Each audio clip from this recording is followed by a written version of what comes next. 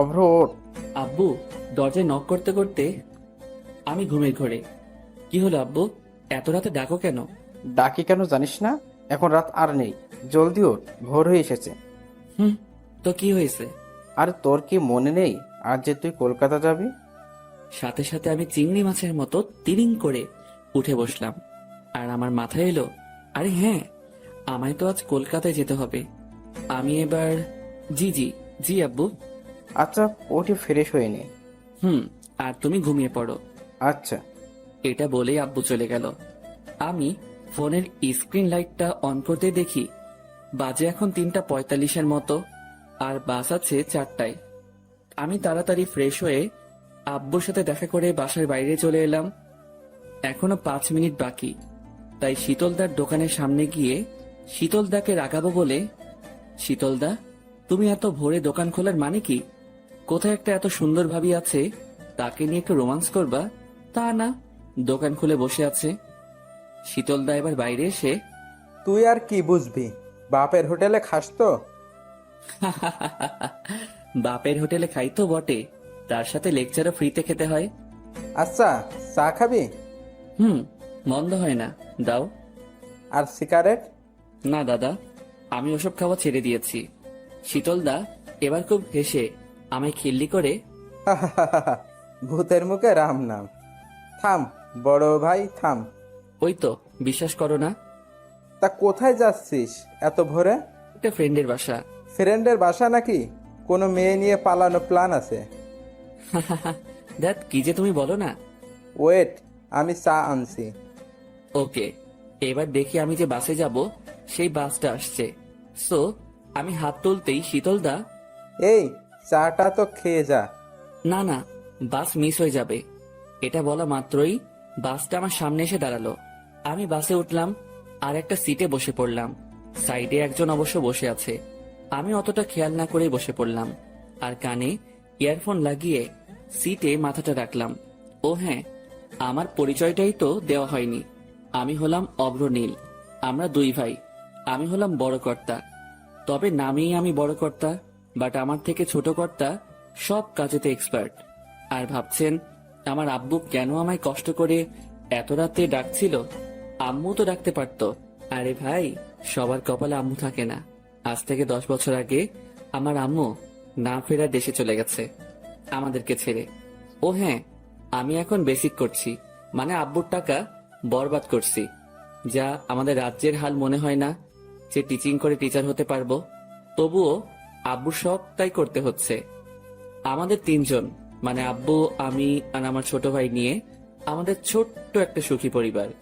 আমরা দুই ভাই আব্বুর চোখে নয়নমণি, আব্বুর কলিজা। আমায় কলকাতা যেতে দিতেই চাইছিল না, অনেক কষ্টে মানিয়েছি। আসুন গল্পে ফেরা যাক। আমি এবার ব্যাগটা রাখার জন্য উঠলাম এবং সাইডে লাইট অন করা সুইচে হাত দিতেই কে যেন আমার পেটের কাছে একটা ছুরি রেখে, এই, একদম বাড়াবাড়ি করবেন না। যদি এতটুকু বাড়াবাড়ি করেছেন তো এখনই ঢুকিয়ে দেব। ভাইরে, ভয়েস শুনে তো মনে হচ্ছে একটা ইয়ং মেয়ের ভয়েস। আজকাল নাইটেও পকেট মারি হয় নাকি? শালা শুনেছিলাম পকেট মারা নাকি দিনেতেই বের হয়, বাট এখানে এখন, আল্লাহ আমায় বাঁচাও।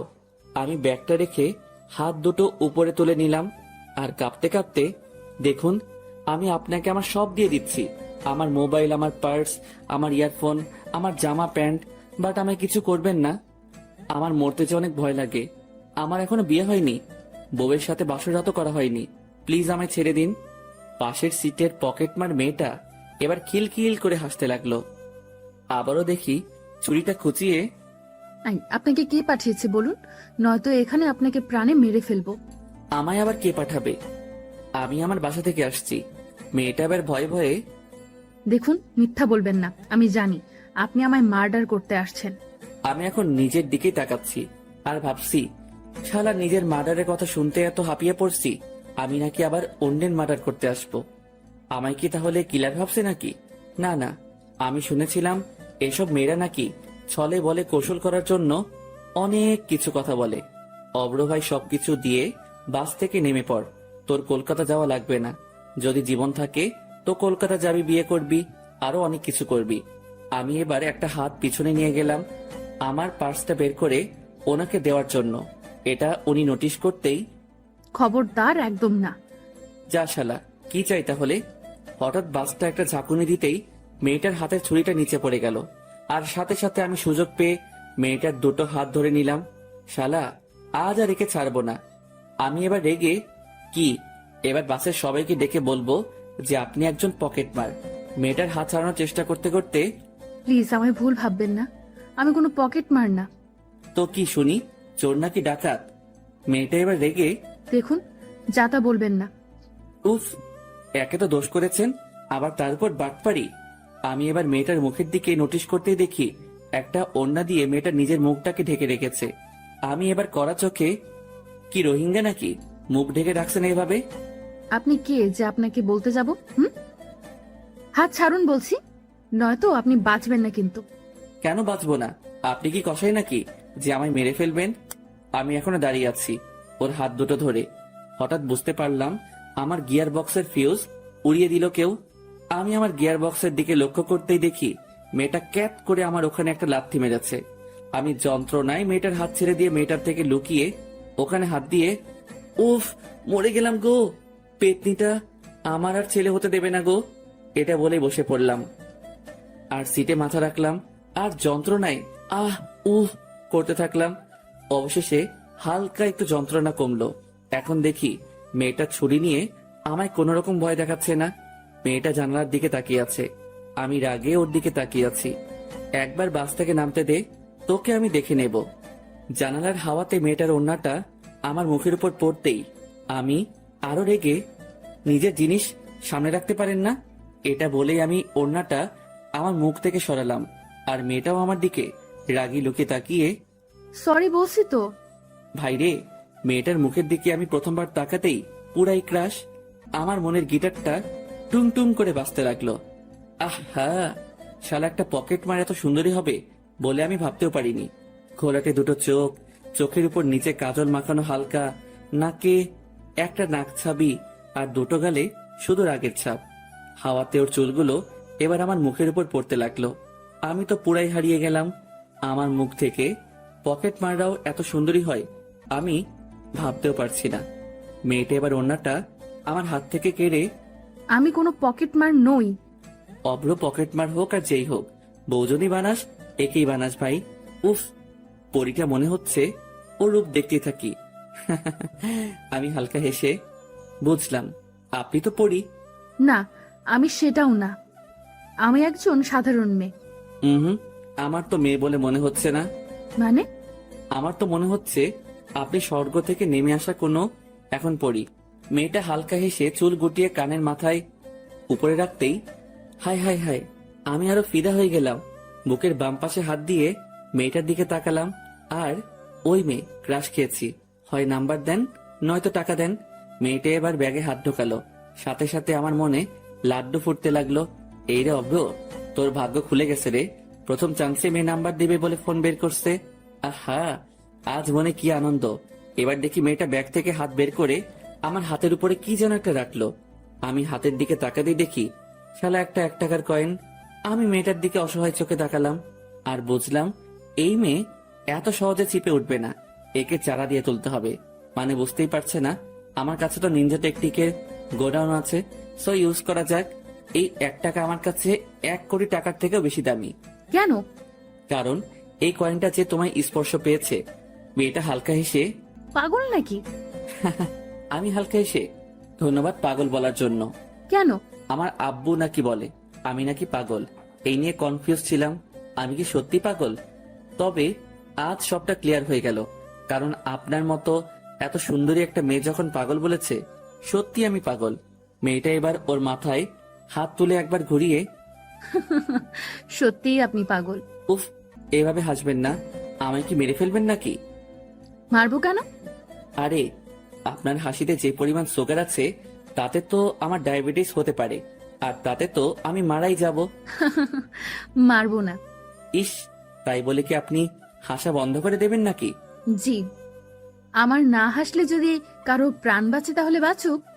আরে, আপনি না হাসলে তো আমি আরো জলদি মারা যাব। আপনার মিষ্টি হাসিটা আপনার দুষ্টু দুষ্টু দুটো ঠোঁটের কোণে থাকলে বেশ মন্দ লাগে না। ভাইরে, মেয়ে তো মনে হচ্ছে ফ্ল্যাট। মেয়েটা এবার মাথা নিচু করে, হাই, আমি শ্রেয়া। আমি বাঁকুড়াতে পড়াশোনা করি। আমিও হেসে, বাহ, আপনার মতো। আপনার নামটাও তো ভারী মিষ্টি। তাই, থ্যাঙ্কস। আর আপনি? আমি অভ্রনীল, আমারও বাঁকুড়াতেই বাসা। ও আচ্ছা, বাই দ্য ওয়ে, আপনি সত্যিই কিলার নন তো? জি, আমি মানুষকে কিল করি না, বাট আপনি চাইলে আপনার বুকের বাম পাশে থাকা হাড়টা কিল করতে পারি। মেয়েটা হালকা রেগে, দেখুন, মেরে ফেলবো কিন্তু। মেরেই তো ফেলেছেন, সাথে হার্টও চুরি করেছেন আমার। তাই? জি মহারানী। মেয়েটা এবার একটা স্বস্তির নিঃশ্বাস ফেলে, ওকে ফাইন, তা কোথায় যাবেন? আপনি যতদূর যাবেন তত দূরই যাব। জাহান্নামে নিয়ে গেলেও সেখানেও যেতে পারি। মেয়েটা এবার মুখে হাত দিয়ে হাসতে হাসতে, বেশ, ফ্ল্যাট তো ভালোই করতে পারে। আমি মেয়েটার চোখের দিকে তাকিয়ে মুচকি হেসে, না, আমি ফ্লার্ট করি না কাউকে, তবে আজ আর নিজেকে সামলাতে পারলাম না আপনার মতো একটা বিশ্ব সুন্দরীকে চোখের সামনে পেয়ে।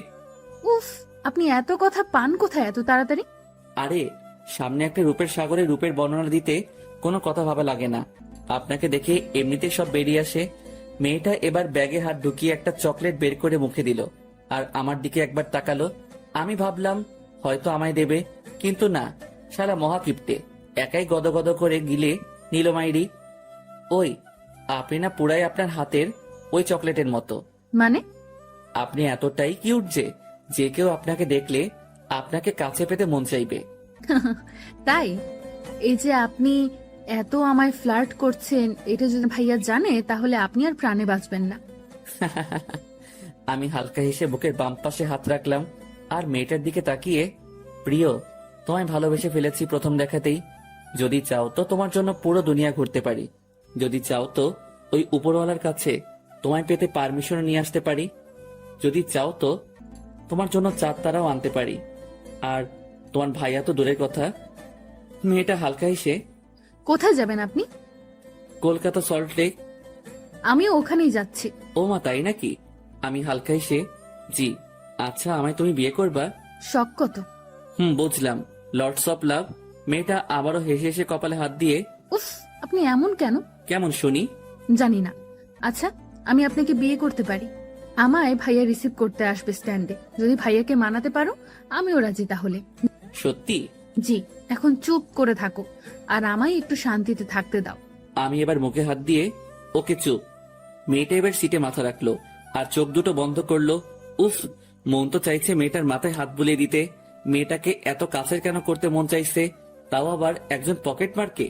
সকাল 7:30-এর দিকে বাস স্ট্যান্ডে পৌঁছালাম।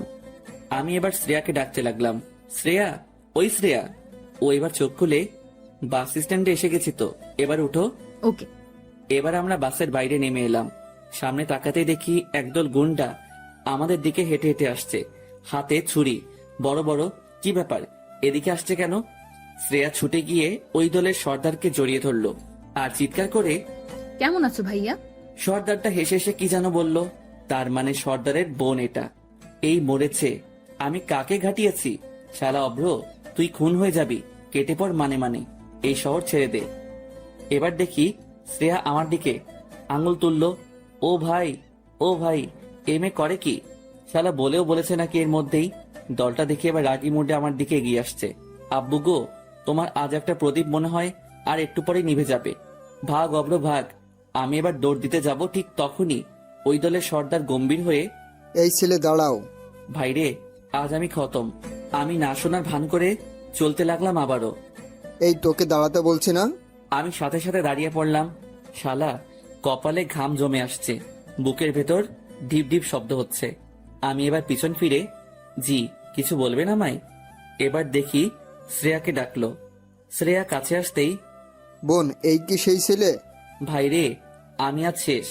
কেন যে শুধু শুধু নিজের বাস নিতে গেলাম। শ্রেয়া এবার ঘাড় নেড়ে, জি ভাইয়া। শ্রেয়ার ভাইয়া এবার গম্ভীর হয়ে আমার ক্লোজে এলো। ভাইরে, আমার এবার প্যান্ট ভিজে যাওয়ার অবস্থা। আমি ভয়ে থরথর করে কাঁপছি। আল্লাহ, বাঁচাও আমায়, বাঁচাও প্লিজ। আমি চোখ বন্ধ করে আল্লাহকে ডাকতে লাগলাম।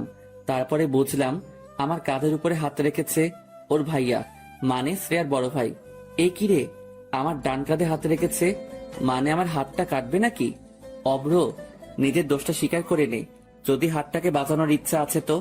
তাই 2 হাত জোর করে ওর ভাইয়ার সামনে, প্লিজ আমার হাত কাটবেন না, আমি তো ভাত খেতে পারবো না, আর বাম হাত দিয়ে আমার ভাত খাওয়ার অভ্যাস নেই, প্লিজ।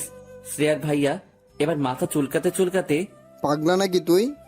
আমি ভয়ে ভয়ে, জি ভাইয়া আমি পাগল, আমায় ছেড়ে দিন প্লিজ। শ্রেয়া আমার দিকে তাকিয়ে মুচকি মুচকি হাসছে। আমি দেখলাম, শালা আজ পর্যন্ত কাউকে দেখলাম না যে কাটা ঘায়ে নুনের ছিটা না দিয়েছে। শ্রেয়ার ভাই এবার, ধন্যবাদ আমার বোনকে গার্ড দিয়ে আনার জন্য। এটা বলে শ্রেয়ার ভাইয়া চলে গেল আমার সামনে থেকে। শালা এবার নিজেকে বডিগার্ড মনে হচ্ছে, আর আমি শ্রেয়াকে গার্ড দিয়ে এনেছি। মানে ধুর, কিছুই তো বুঝতে পারছি না। আমি দাঁড়িয়ে দাঁড়িয়ে এসব ভাবছি, হঠাৎ আমার সামনে এসে দাঁড়ালো তামিম, মানে আমার সেই ফ্রেন্ড যার বাসায় ওঠার কথা ছিল। এই তুই এখানে দাঁড়িয়ে কেন? আর কাল রিসিভ করিসনি কেন? আমি ওর কথা শুনে ধ্যান ভঙ্গ করে, জি দোস্ত কিছু বলছিলি? তামিম এবার আমার হাতে হাত রেখে, তুই ঠিক আছিস তো? আমি এবার কপালের ঘাম মুছে, হ্যাঁ আমি ঠিক আছি। আচ্ছা, তোদের শহরে কি মাফিয়া থাকে নাকি? হ্যাঁ, সব শহরেই তো থাকে, তুই জানিস না? হ্যাঁ জানি, তবে তোদের এখানের গুলো বড্ড বেশি ভয়ঙ্কর। কি যে বলিস না, তুই কি ওদের সামনে পড়ছিলি নাকি? পড়েছিলি মানে? পড়ে গিয়ে বেঁচে গেছি।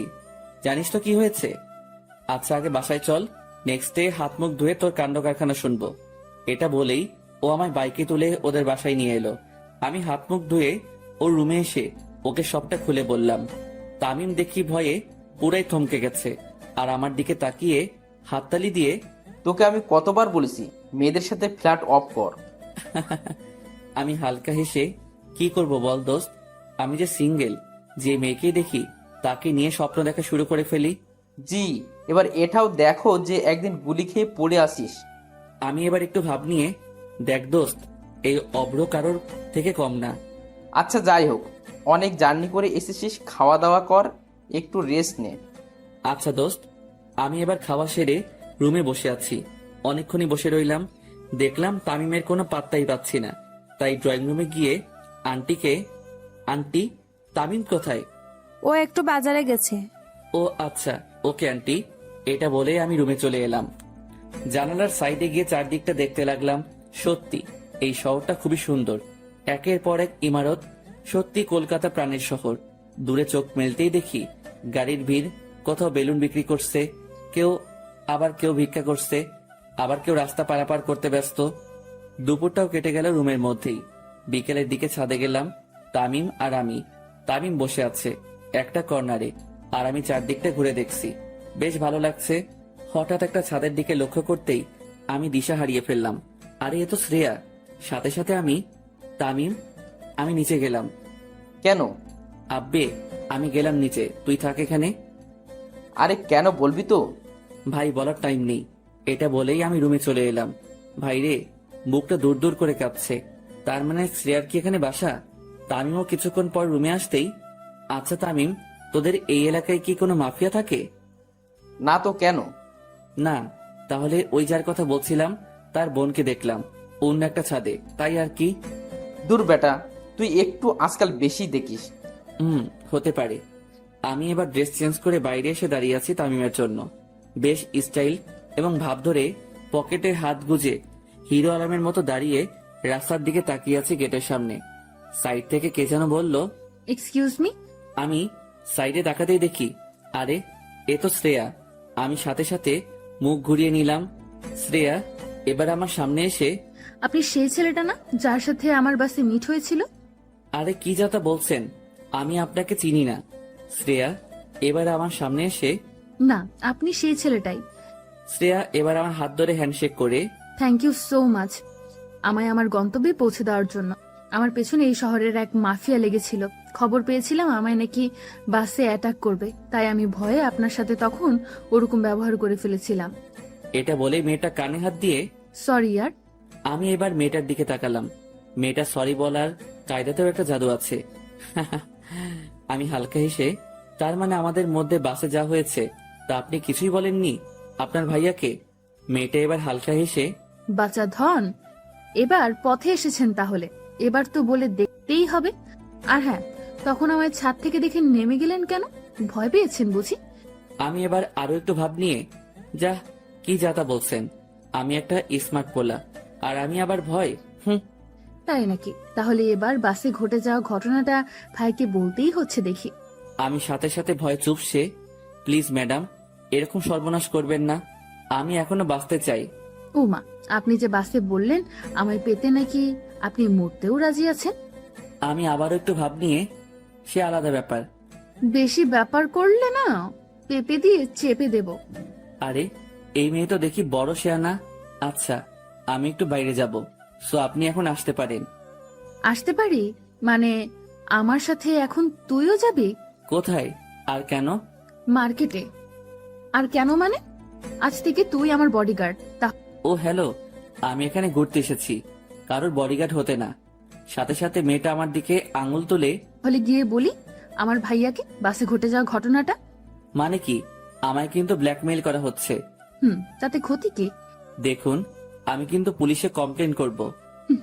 আমার ভাইয়া সামলে নেবে। কেন, আপনার ভাই কি উকিল নাকি? জি, সব আমার ভাইয়া। এ শহরে ওনার কথাই চলে। আমি এবার আরো বেশি ভয় পেয়ে, আচ্ছা এখন বলুন আমায় কি করতে হবে? চল ড্রাইভ কর। স্লিম চলবে, ভালোই ড্রাইভ করা যাবে। মেয়েটা এবার রেগে, ও হ্যালো, আমি গাড়ির কথা বলছি। আমিও হালকা হেসে মেয়েটার দিকে তাকিয়ে, বেশ ভালো গাড়িটা। মেয়েটা এবার আমার হাতে চাবিকাঠি তুলে, ওই যে গাড়িটা আছে ওইটা আমার, যান নিয়ে আসেন। আমি মেয়েটার দিকে তাকিয়ে রেগে, আমি কিন্তু ড্রাইভার না, এটা বলেই আমি মেয়েটার থেকে দূরে আসবো। ঠিক তখনই মেয়েটা আমার পেটের কাছে পিস্তল রেখে, এবার বল যাবি কিনা। আমি এবার ভয়ে হেসে হেসে, আমি যাচ্ছি, এই যাচ্ছি, এটা বলে এগোতে যাব। ঠিক তখনই তামিম বাসা থেকে বেরিয়ে, কিরে কই যাস? আমি তামিমের দিকে অসহায় চোখে তাকিয়ে, ভাই তুই আমায় বাঁচা। তামিম এবার আমার কাছে এসে, কি হয়েছে? ভাই এই মেয়ে। সাথে সাথে মেয়েটা পিছন থেকে পিস্তলটা দেখালো আর শুট করার ইশারা করলো। আমি এতে ভয় পেয়ে, না দোস্ত কিছু না, আজ না অন্যদিন বের হব, আজ একটু আমার ফ্রেন্ডের সাথে বের হব। তামিম এবার মেয়েটার দিকে তাকাতেই শক খেয়ে, তুই পাগল নাকি? মাফিয়ার বোনের সাথে বের হবি? ভাই হাতি পাকে পড়লে যেমন মশাও লাথি মারে, ঠিক তেমন আমার অবস্থা হয়েছে এখন। মেয়েটা এবার আমাদের কাছে এসে, ওই অব্র, চলেন, আমার একটু তাড়া আছে।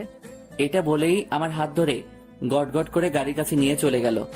আমি নিরুপায় হয়ে ড্রাইভিং সিটে বসলাম, মেয়েটা সাইডে বসলো, আর আমি গাড়ি স্টার্ট দিলাম। এখন অন দা ওয়ে। আমি মেয়েটার দিকে তাকিয়ে, আচ্ছা আপনাকে একটা কথা বলবো? বলুন। আপনি কি সত্যি এমন, নাকি না বাইরের আগের পিছনে একটা ভালো মনের মানুষ লুকিয়ে আছে? মেয়েটা এবার আমার দিকে কড়া চোখে তাকিয়ে, সেটা আপনার জেনে লাভ কি? আমি এবার হালকা হেসে, যতই হোক আমি তো আপনার ফিউচার হাজবেন্ড। সাথে সাথে মেয়েটা আমার দিকে পিস্তল তুলে, গুলি মেরে খুলি উড়িয়ে দেব।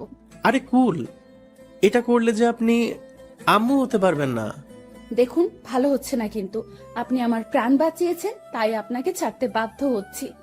আমার ব্যাকগ্রাউন্ড জানেন না, আজ পর্যন্ত 20টার বেশি খুন করেছি। এবার আমি একটু শান্তি পেলাম, কারণ মেয়েটা আমায় মারবে না, সো একটু বেশি করে মজা করা যেতেই পারে। তাই আমি, আরো করবেন। কত ছেলের মন যে আপনি আপনার রূপের পিস্তল দিয়ে খুন করেছেন, সেটা তো আপনাকে দেখেই বোঝা যাচ্ছে। মেয়েটা পিস্তলের নলটা আমার মুখে ঢুকিয়ে দিয়ে, দেব ট্রিগারটা চেপে। আমি ভয় না পেয়ে শ্রেয়ার দিকে তাকালাম, আর মিটিমিটি চোখে তাকাতেই ও দেখি পিস্তল সরিয়ে ওর সিটে গিয়ে বসলো।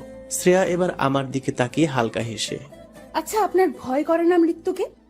জি ভয় করে অনেক, তবে আপনার হাতে মরতে আমার এতটুকু ভয় করবে না। তাই নাকি? এভাবে কত মেয়েকে নিচের জালে ফাঁসিয়েছেন শুনি। কাউকে ফাঁসাতে পারিনি, তবে আপনাকে ফাঁসাতে পারি যদি আপনি পারমিশন দেন।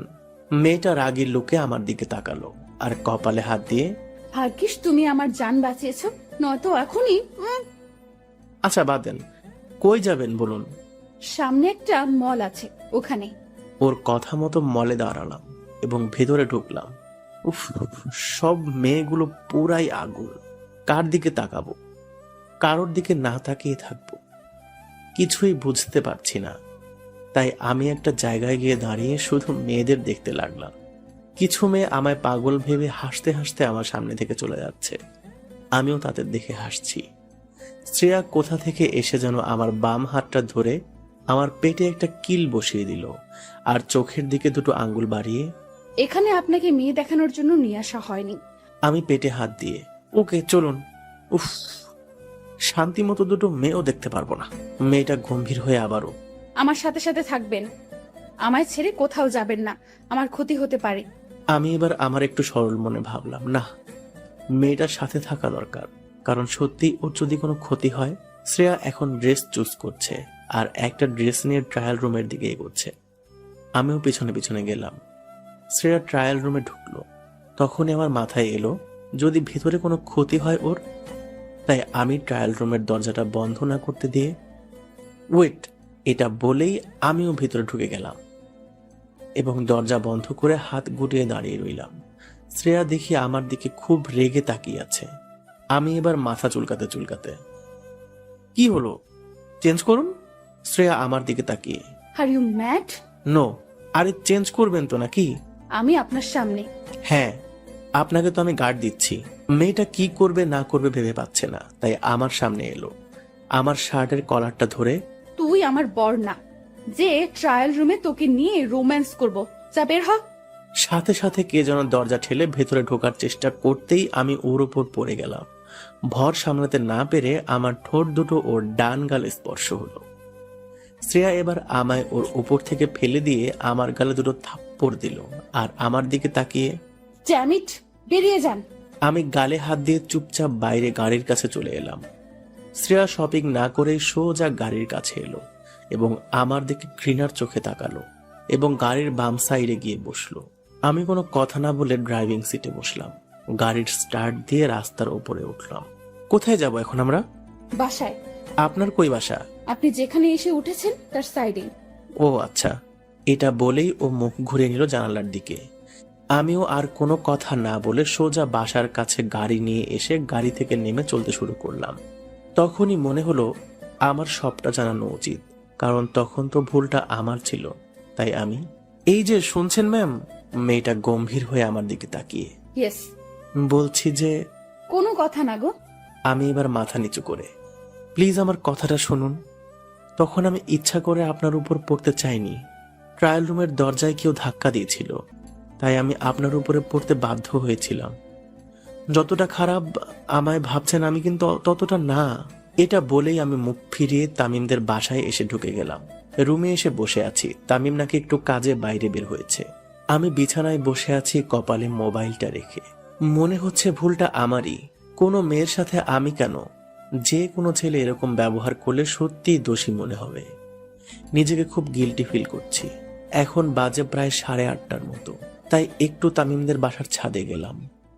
ছাদের এক কর্নারে দাঁড়িয়ে মুখে একটা সিগারেট তুললাম। অবশ্য আমি নেশা ছেড়ে দিয়েছিলাম, কিন্তু আজ এতটা আমার খারাপ লেগেছে, আমার ঠোঁট আবার সিগারেটের স্পর্শ পেতে বাধ্য হলো। ছাদে বেশ বসন্তের হাওয়া বইছে।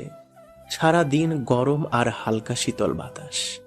সিগারেটটা একটা টান নিয়ে বাম হাতে ধরে ছাদের পাঁচিলের উপরে হাতটা রাখলাম আর মাথাটা নিচু করে শ্রেয়ার সাথে ঘটে যাওয়া ট্রায়াল রুমের ওই মোমেন্টটা ভাবতে লাগলাম। ছি, নিজেকে আমি কন্ট্রোল করতে পারলাম না। চিলেকোঠায় একটা লাইট জ্বলছে, তামিমদের বাসায় আরো অবশ্য জ্বলছে অন্যদের বাসাতেও। আমি লাইটের চারিদিকে তাকাচ্ছি আর এক সময়ে মাথাটা উঁচু করে ছাদের পাঁচিলে গা হেলিয়ে দাঁড়িয়ে রইলাম। আমি ভুলেই গেছি যে আমার হাতে সিগারেটটা জ্বলানো আছে বলে। অন্ধকারের মধ্যেই কে যেন আমায় ডাকতে লাগলো। আমি বুঝতে পারলাম না কে আমায় ডাকছে এই টাইমে। আমি কোনো রকম মনোযোগ না দিয়ে চুপচাপ দাঁড়িয়ে রইলাম কিছুক্ষণ। একসময় আমি চাঁদের দিকে তাকিয়ে আছি এবং চাঁদের রূপ দেখছি। হঠাৎ আমার কাঁধে কে যেন টাচ করলো। আমি মাথা ঘোরাতে দেখলাম শ্রেয়া আমার কাঁধে হাত রেখে আমার দিকে তাকিয়ে আছে, কেমন একটা দৃষ্টিতে যেন। আমি মাথা নিচু করে, আপনি এখানে? শ্রেয়া এবার হাত দুটো গুটিয়ে ঠোঁটের উপর ঠোঁট চেপে, জি, কোনো সমস্যা? আরে সমস্যা কেন হবে, আপনাদের এলাকা। আমি বলতে চেয়েছি তামিমদের বাসায় আপনি একা এসেছেন, তাও আন্টি কিছু বলেনি আপনাকে আসতে দেখে? জি না, আমি তো এখানেই থাকি, তাহলে আমায় কেন কেউ কিছু বলবে? ও হ্যাঁ, তাই তো। আমি একগাল হেসে, আমি আবারও গিল্টি ফিল করতে করতে, তখন তো সরি। যাবি বললেই আমি যেতে দেব? তুই কিভাবে ভাবছিস এটা? মামা বোঝার ট্রাই কর। আমার জন্য তোরা বিপদে পড়তে পারিস। তোর জন্য মানে? আরে ওই যে শ্রেয়া যা পাগলামি শুরু করেছে, আমি তো ওকে লাভ করি না।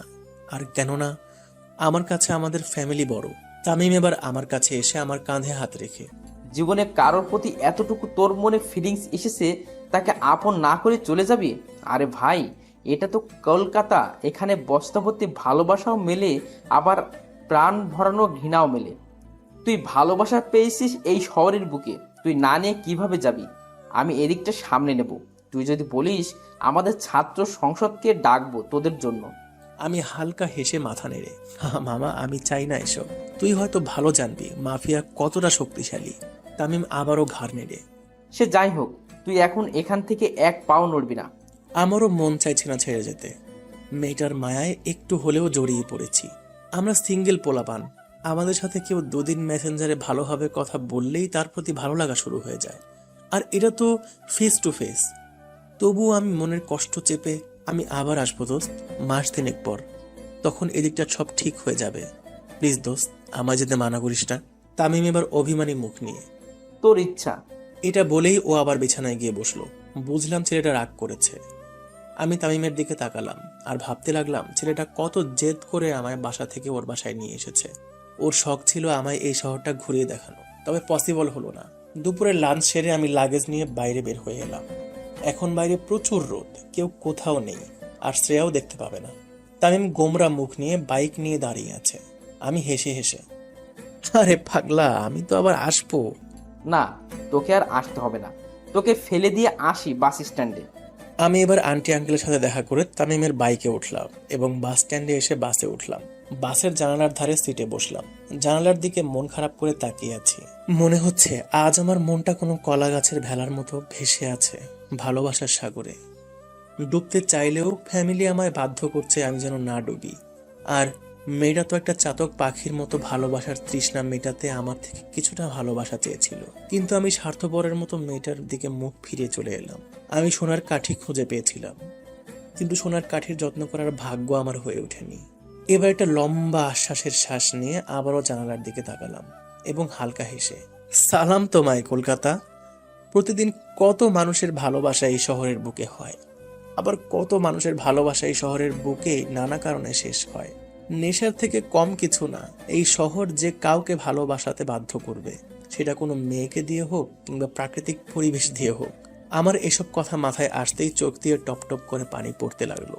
আমি চোখের পানি মুছে একটু শক্ত হলাম এবং আমি বুঝতে পারলাম আমার পকেটে কেউ যেন হাত পড়ছে। আমি সাথে সাথে হাতটা ধরলাম এবং সাইডে তাকিয়ে দেখলাম একটা হিজাব পরা মেয়ে। মেয়েটা বাঁচার জন্য চিৎকার করে, হেল্প হেল্প হেল্প, এই ছেলেটা আমার হাত ধরেছে। সাথে সাথে কতগুলো কলেজ স্টুডেন্ট এগিয়ে এলো। আরে ভাই, মেয়ে ডাকলে তো একটা 70 বছরের বুড়ো লাফিয়ে লাফিয়ে চলে আসবে। স্টুডেন্টগুলো আমার কাছে এসে আমার দিকে তাকালো এবং গম্ভীর হয়ে, বাসে মেয়েদের ইপটিজিং করা হচ্ছে। ভাই এই মেয়ে পকেট মার, আমার পকেটে হাত ঢোকাতে চেয়েছিল, আমি টের পেয়ে ওর হাত ধরেছি। এবার একটা স্টুডেন্ট এলো, বেশ স্টাইলিশ, চুলে কালার করা। সে এগিয়ে এসে বলল, আরে ভাই, এটা পসিবল না, একটা হিজাব পরা মেয়ে কখনো এরকম কাজ করতে পারে না। আমি এবার রেগে গেলাম এবং ওদের দিকে তাকিয়ে, ভাই চরিত্র হিজাবে বোঝা যায় না, হিজাব তো মিয়া খলিফাও পরে। সবাই আমার কথা শুনে চমকে গেল। আমি আরো রেগে মেয়েটার দিকে তাকিয়ে, সত্যিটা বলুন নাকি এখনই থানায় গিয়ে কমপ্লেন করবো আপনার নামে। মেয়েটা এবার ভয়ে ভয়ে। জি জি। এবার একটা বাস স্টপ আসতেই মেয়েটা আমার জোর করে হাত ছাড়িয়ে নেমে গেল। আমি আর কিছু না বলে চুপচাপ বসেই রইলাম এবং খুব সজাগ হলাম, আবার যদি পকেট মারে কেউ। বাটছাড়া রাস্তায় আর কোনো দুর্ঘটনা হয়নি। আমার বাসাতে এসে পৌঁছালাম। এখন বাজে প্রায় বিকাল 5:30টার মতো।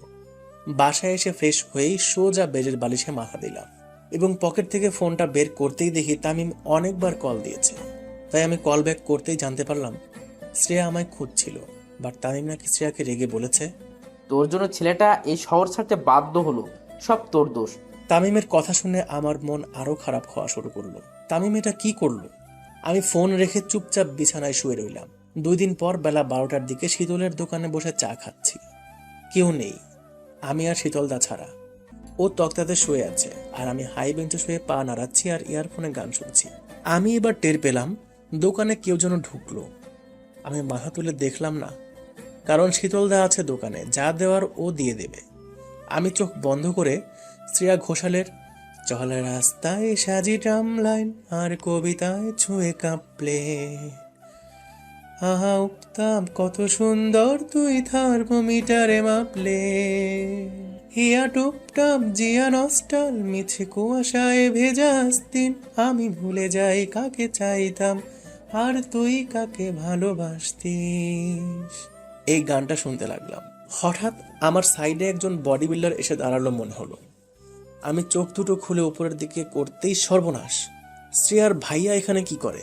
শ্রেয়া কি তার মানে ওর ভাইয়াকে বলে দিয়েছে সবটা? আমার দিকে শ্রেয়ার ভাইয়া রাগী লোক দিয়ে। কি ব্যাপার? আমার বিশ্বাস হলো না যে এটা শ্রেয়ার ভাইয়া কিনা। দূর, আমার মনের ভুল। তাই আমি চোখ দুটো ঘষে আবারও তাকালাম, দেখলাম আরে সত্যিই তো শ্রেয়ার ভাই। আমি এবার ভয়ে ভয়ে বেঞ্চ থেকে উঠে, জি বলুন। তুই এখানে? জি, আমার এখানে বাসা তো। ও আচ্ছা। আমি ভয়ে কাঁপছি, শালা এখানে কি করে শ্রেয়ার ভাই। আমি এবার, আচ্ছা ভাইয়া একটা কথা জিজ্ঞাসা করতে পারি? কর। আপনি এদিকে কেন রে, আসতে পারি না বুঝি? আরে আরে না, তা না, আপনাকে তো দেখিনি কখনো কোনোদিন এই রাস্তায়। এই বেটা, তুই আমার কয়দিন চিনিস যে দেখলেও তখন চিনতে পারবি? আর আমি শ্রেয়াকে মেসে রাখতে যাচ্ছি। কথাটা শোনার সাথে আমার বুকের মরুভূমিতে কেমন একটা ঝোড়ো হাওয়া বইল খুশির।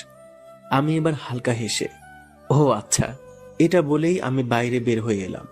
দেখলাম যে রাস্তার ওই সাইডে কদম গাছের নিচে ওদের গাড়িটা দাঁড়িয়ে আছে।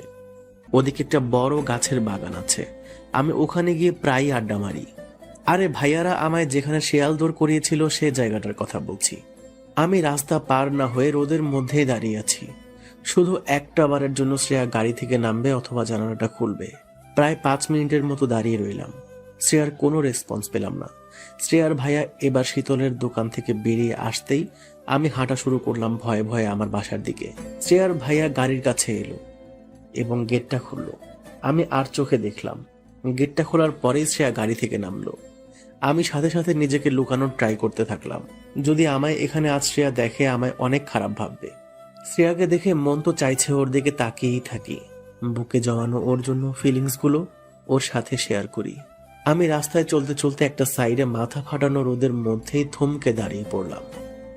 বুকের বাম পাশটা চিনচিন করে উঠল। মাথাটা কেমন ভারী ভারী হয়ে আসছে। মেয়েটা এত কাছে পেয়েও একবার কথা বলার পর্যন্ত সুযোগ পাচ্ছি না। ওর যে ভাইয়া আছে। আমি আবারও চলা শুরু করলাম, এটা বুঝে যে আমার কিছু করার নেই। বাড়াবাড়ি করলেই সর্বনাশ করে দেবে ওর ভাইয়া। মাফিয়া নামক শব্দের মধ্যে জড়ানো আছে খুন, রক্ত আর দাদাগিরি।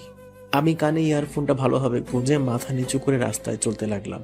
বাসার কাছাকাছি আসতেই শীতলদা ফোন দিয়ে, কি রে, তোকে যে ওই লোকটা ডাকছিল তুই এলি না কেন?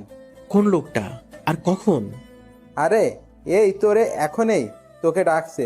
কে ডাকছে? শীতলদার থেকে ফোনটা নিয়ে, এই আমি বলছি রে শ্রেয়া আর ভাইয়া, তোর সাথে ঠিকমতো কথাই হলো না, আয় এখানে একবার। কথাটা শুনে প্রথমে খুশি হলেও পরে মনে হলো আমায় শ্রেয়া কি ভাববে। মনটা শক্ত করলাম এবং আকাশের দিকে তাকিয়ে একটা আশ্বাসের নিঃশ্বাস ফেলে ভাবলাম যা হয় দেখা যাবে। মেয়েটাকে ছাড়া অন্য কিছু ভাবতেও পারছি না। তাই আমি আবারও শীতলদের দোকানের কাছে গেলাম। ভেতরে ঢোকার জন্য দরজার ওপারে একটা পা রাখলাম। শ্রেয়া চায়ের কাপ হাতে নিয়ে আমার দিকে তাকালো আর আমায় দেখে পুরোই আশ্চর্য মনে হয়। ও আমায় এখানে দেখবে কখনো ভাবতেও পারেনি। হয়তো এখন ওর দু চোখকে বিশ্বাস করতে পারছে না। আমার দিকে একভাবে তাকিয়ে আছে। আমি মাথা নিচু করে ভাইয়ার কাছে গিয়ে, জি ভাইয়া বলুন। কিরে, কেমন আছিস? জি ভাইয়া ভালো, আপনি? এই তো ভালোই আছি। সেদিনের জন্য অনেক ধন্যবাদ। তুই না থাকলে না জানি আমার বোনের কি হতো।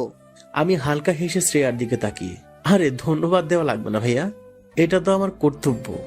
শ্রেয়ার ভাইয়া এবার শীতলকে টাকা দেওয়ার জন্য পিছনের পকেটে হাত দিতেই, এই রে, গাড়িতে পাস রয়ে গেছে। আমি এবার বলতে যাচ্ছিলাম যে শীতলদা আমি দিয়ে দিব। জিভের কাছে কথাটা এলেও আমি আটকে নিলাম এই কারণেই, দুটো কথা তো শ্রেয়ার সঙ্গে বলতে পারবো। শ্রেয়ার ভাইয়া এবার উঠে পার্স আনার জন্য গাড়ির কাছে যেতে লাগলো। শ্রেয়া আমার দিকে তাকালো এবং রাগে চায়ের কাপটা আমার দিকে ছুড়ে দিল। শীতলদা দেখে অবাক হয়ে গেল। আমি শীতলদাকে থামতে বললাম, আমি শ্রেয়াকে কষ্ট দিয়েছি অনেক, তাই হয়তো আজ আমায় রাগ দেখাচ্ছে। আমি মাথা নিচু করে রইলাম। শ্রেয়া ফিসফিস করে চোখটা মুছতে মুছতে আই হেট ইউ। এবং ওদের সামনে গিয়ে, এই মিতু, এই পেতনিটাকে বলুন তো, ভাই রে, শ্রেয়া রেগে আগুন। শ্রেয়া এবার আমার দিকে তাকিয়ে। এই পেতনি কাকে বলছেন? আমি মিতুর দিকে তাকিয়ে। এই যে মিতুর মতো পরীর পাশে যে মেয়েটা দাঁড়িয়ে আছে, মিতু সরে আসেন, পেতনির পাশে আপনাকে একদম মানাচ্ছে না। মিতু আমার দিকে তাকিয়ে মিটিমিটি হাসছে, আর এদিকে শ্রেয়া রেগে আগুন হয়ে। ইডিয়ট, আমি তো চল। এটা বলেই মিতুকে টানতে লাগলো। আমি মিতুর দিকে তাকিয়ে হালকা হেসে, মিতু এভাবে যাবেন না, বড্ড কষ্ট লাগে। যে কোনো পরীকে এত কাছে পেয়ে তার সাথে কিছুটা টাইম স্পেন্ড করতে পারলাম না। মিতু এবার শ্রেয়ার হাতটা ছাড়িয়ে আমার সামনে এলো এবং মাথা তুলে। আমিও তো চাই একটু টাইম স্পেন্ড করতে। মিতুর এমন চেঞ্জ দেখে শ্রেয়া ওর সামনে এলো আর মিতুর দিকে তাকিয়ে, এই তুই আমার বেস্টি, একটা ছেলের জন্য আমি ছেড়ে যাচ্ছিস? আমি সাথে সাথে হতে পারি একজন ছেলে, তবে মিতু যদি চায় আমি হব তার প্রতিটা স্বপ্ন পূরণ করার একজন দায়িত্ববান মানুষ। মিতু এবার শ্রেয়ার দিকে তাকিয়ে, প্লিজ শ্রেয়া, দেখ না ছেলেটা কত ভালো, কত ইনোসেন্ট। ভাই রে, কোনো মেয়ের থেকে আজ এত প্রশংসা শুনছি। আমার বুকটা এখন 40 ইঞ্চি হয়ে গেছে। যদিও আমার বুক সজনে পাটার। আমি এবার মিতু, ও যদি চায় আমাদের সাথে টাইম স্পেন্ড করতে পারে। বেচারি একা কোথায় যাবে বলুন? তুই থাক, মরবি তুই। এটা বলেই শ্রেয়া চলে গেল। আমি এবার মিতুর দিকে তাকালাম আর তাকিয়ে ভাবছি, শালা এই মেয়ে আমাকে সত্যি বর বানিয়ে ছাড়বে নাকি। ইস, আমি শ্রেয়াকে পেতে মিতুর সাথে এভাবে মজা করছি। তাতে কি, বেস্টি তো আরেকজন বেস্টিকে বেশ ভালোভাবে বাস দিতে পারে। আমি মিতুকে নিয়ে কফি শপের ভেতরে গেলাম এবং কফি খেতে খেতে, আচ্ছা মিতু, আপনি আর শ্রেয়া কি আপনারা এক মেসেই থাকেন? জি, আর হ্যাঁ তুমি বলতে পারেন, সমস্যা নেই। তুমি বললে যে পরীরা রাগ করবে, তাদের সর্বদা সম্মান দেওয়া উচিত। তাই আমি রাগটাগ করি না, সো আমি তুমি বলতে পারেন। ওকে, বাট আপনিও যদি বলেন তবেই। ওকে। আমি এবার মিতুর হাতের দিকে তাকালাম, দেখলাম একটা ঘড়ি পড়ে আছে। এটা দিয়েই শুরু করতে হবে কাহিনী। আজকালের মেয়েরা ভাই প্রশংসাতে বেশি পটে। আচ্ছা মিতু, এই ঘড়িটার অনেক দাম তাই না? মিতু আমার দিকে তাকিয়ে, হ্যাঁ, কেন? আরে এই ঘড়িটা তো এখানে পাওয়া যায় না, প্যারিসে পাওয়া যায় শুধুমাত্র। মেয়েটা এবার একটু ভাব দেখিয়ে, হ্যাঁ, আমার এক ভাইয়া এনে দিয়েছে। শালা শুনে যা হাসি পাচ্ছে না মাইরি। শালা এই ঘড়িগুলো স্টেশনারি দোকানে 150 টাকাতে পাওয়া যায়। তবু আমি হাসি চেপে চোখ বড় বড় করে, বাবা সত্যি? জি। আচ্ছা মিতু, তোমার এই রূপের রহস্য কি জানতে পারি? আমি কিভাবে জানবো? ইস, এটা তুমি জানো না? জি না, কি বলো? তুমি যে একজন পরী। তাই? আমি এবার আমার মোবাইলটা ওর দিকে এগিয়ে দিয়ে, যদি তোমার মতো একটা পরীর নাম্বার আজকে আমার মোবাইলে সেভ থাকতো তাহলে আমি নিজেকে খুব লাকি ফিল করতাম। মেয়েটা আমার দিকে তাকিয়ে হালকা হাসলো এবং মোবাইলে ওর নাম্বারটা সেভ করে মিতু নামে সেভ করে দিলাম। আচ্ছা, তোমার নাম কি? আমি হালকা হেসে, অগ্রনীল। বাহ, অনেক সুন্দর। আচ্ছা, আমি কি তোমায় নীল বলে ডাকতে পারি? আমি শুনে পুরাই অবাক। আজ পর্যন্ত কেউ আমায় নীল নামে ডাকেনি, বাট মিতু আজ ডাকবে বলছে। ওকে, নো প্রবলেম। এই নীল, শোনো না, শ্রেয়া হয়তো দাঁড়িয়ে থাকবে, এখন আসছি, কল দিও, কথা হবে। এটা বলেই মিতু চলে গেল। আমিও এবার যেখানে আমি থাকি সেখানে এসে উঠলাম। মনটা বড্ড খারাপ বাসার জন্য। আব্বু ভাই কি করছে কে জানে। তাই আমি কল দিয়ে ওদের খবর নিয়ে ফোনটা রেখে দিলাম। দুপুরে লাঞ্চ সেরে বসে আছি, বালিশে মাথা রেখে ভাবছি যদি শ্রেয়াকে আমি পেয়েও যাই, তারপর ওর ভাইয়া জানলে তো আমায় বাঁশ দিয়ে দেবে। শালা, এসব ভাবতে ভাবতেই কপালে ঘাম জমে আসছে। রাতে ডিনার সেরে মিতুর দেওয়া নাম্বারে কল দিলাম। ফোন রিসিভ করতেই, হ্যালো। জি, এখন মিতু একটু ওয়াশরুমে গেছে, ও এলে আমি বলে দিব কল ব্যাক করতে। আপনি কে? আমি ওর রুমমেট শ্রেয়া। আমি শুনে হালকা হ্যাপি ফিল করলাম। আমি হালকা হেসে, ও আপনি? শেষ পর্যন্ত আপনি আমার ফ্রেন্ডকেও আপনার জায়গায় ফাঁসাতে ছাড়লেন না। শ্রেয়া, তুমি আমায় পুরোই ভুল বুঝছো। আমি তোমার জন্য আমার বাসা থেকে 90 কিলোমিটার দূরত্বে এসেছি। থাক, আমি এসব কিছু শুনতে চাই না। মিতু এলে আমি ওকে বলে দেব কল দিতে। আমি হালকা হেসে, শ্রেয়া আমি জানি তুমি আমার উপর রেগে আছো, বাট তুমি একটা বার আমার জায়গায় নিজেকে রাখো। আমি চাই না নিজেকে তোমার জায়গায় রাখতে, আর মোটেও না। আচ্ছা শ্রেয়া, একটা কথা বলি। হুম। তুমি আমায় লোকেশন দাও, আমি লোকেশন মতো তোমার মেসের সামনে পৌঁছাচ্ছি। তুমি আমার সাথে কিছুটা সময় কাটাও, আমি নিশ্চয়ই তোমাকে বোঝাতে পারবো আমার যন্ত্রণাটা। শ্রেয়া কিছুক্ষণ চুপ থাকার পর, আচ্ছা আমি সেন্ড করছি। জানি শ্রেয়াও আমায় ভালোবাসে, তাই আর না করতে পারলো না। শ্রেয়ার সেন্ড করা লোকেশন মতো আমি ওখানে গিয়ে বাইক নিয়ে হাজির হলাম। অবশ্য আমি বাইক নিয়েই বাসা থেকে বের হয়েছিলাম। শ্রেয়া লুকিয়ে মেসের বাইরে এসে আমার জন্য অপেক্ষা করছে দেখলাম। আমি ওর সামনে বাইক রাখতেই পেছনে চাপলো, আর আমি সাথে সাথে ওকে নিয়ে বেরিয়ে এলাম ওখান থেকে। শ্রেয়া আমায় একটুও টাচ করেনি। আমি ওকে বাইকের পিছনে বসে প্রায় 2 ঘন্টা ঘোরালাম। অবশেষে একটা মরে থাকা ফুচকার স্টলের সামনে দাঁড়ালাম এবং আমি শ্রেয়ার দিকে তাকিয়ে, ফুচকা খাবে? জানি মেয়েরা ফুচকা দেখলে লোভ সামলাতে পারে না, তেমনি শ্রেয়াও ঘাড় নেড়ে জি। এটা বলেই আমরা ফুচকার স্টলের কাছে দাঁড়ালাম এবং সাথে সাথে রাস্তায় ওই সাইড থেকে দুটো গাড়ি হই হুল্লোড় করতে করতে আসছে এদিকে। কারোর হাতে উইকেট, কারোর হাতে তলোয়ার, আবার কারোর হাতে বন্দুক। সোজা ফুচকার স্টলের কাছে গাড়ি দুটো এসে থামলো। শ্রেয়া থরথর করে কাঁপছে আমার পাশে দাঁড়িয়ে। আমি ওর হাতটা জোর করে চেপে ধরলাম। আমারও ভয়ে গলার পানি শুকিয়ে এসেছে। গাড়ির দিকে তাকাতেই দেখলাম ওর ভাইয়া গাড়ি থেকে নেমে একটা উইকেট নিয়ে আমার দিকে আসছে। আমার কাছে এসে আমার পায়ে একটা উইকেটের বাড়ি মেরেই, তোর এত বড় সাহস, তুই আমার বোনকে নিয়ে এত রাতে ঘোরাতে বের হয়েছিস? শ্রেয়া ভয়ে কাঁপতে কাঁপতে, ভাইয়া ভাইয়া। চুপ তুই। শ্রেয়া আরো ভয়ে কাঁপতে কাঁপতে অবশেষে কান্না শুরু করে দিল। আমি ওর ডান হাতটা আরো শক্ত করে চেপে ধরলাম। এটা ওর ভাইয়া দেখে, এই তরোয়াল নিয়ে আয়, আমার বোনের হাত ধরা। ওর ভাইয়ের কথা শুনে একটা ছেলে তলোয়ার নিয়ে এসে ওর হাতে ধরিয়ে দিল। আমার কপাল থেকে একটা একটা করে ঘাম মাটিতে পড়ছে। খুব মনে ভয় কাজ করছে। তবু আমি শ্রেয়ার হাতটা না ছেড়ে শ্রেয়ার দিকে তাকালাম। শ্রেয়ার কান্না ভরা দুটো চোখ দেখতেই আমার চোখেও পানি এসে গেল। আমি বুক উঁচু করলাম আর ভাবলাম, জানি আজ আমার মৃত্যু আবশ্যক, তাই সত্যিটা শ্রেয়াকে জানিয়েই মরব।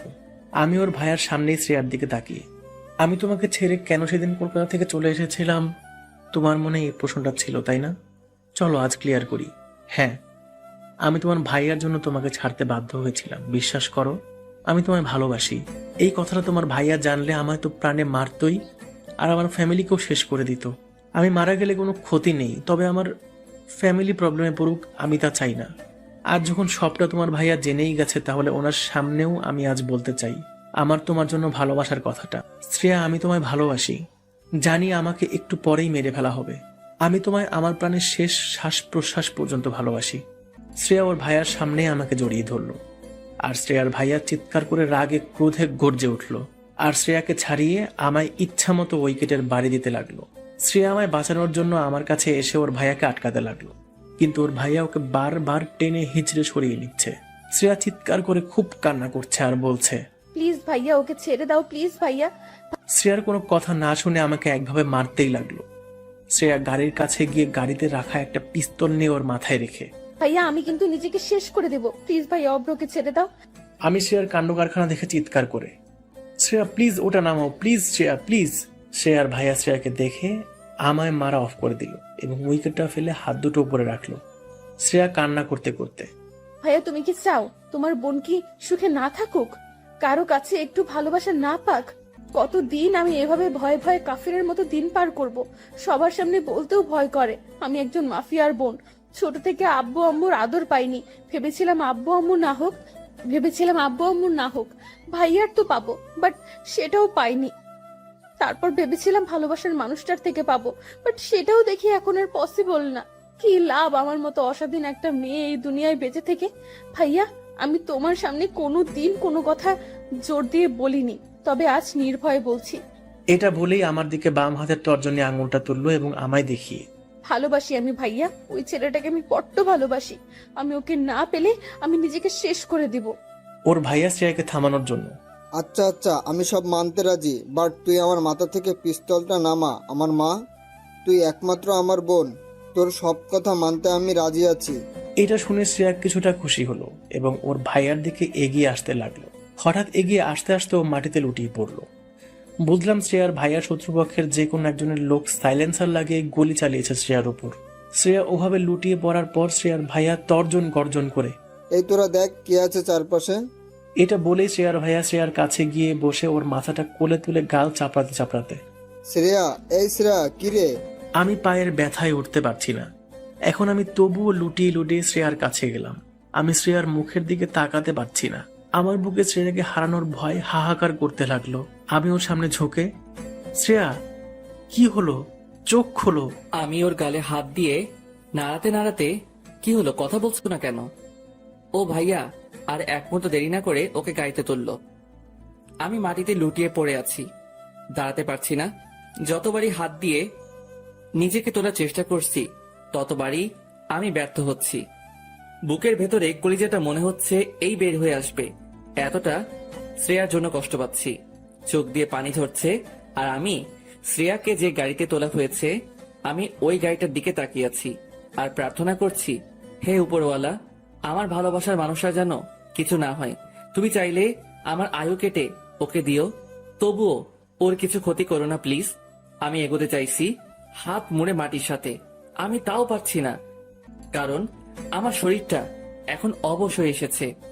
মাথাটা কেমন ঘুরতে লাগলো।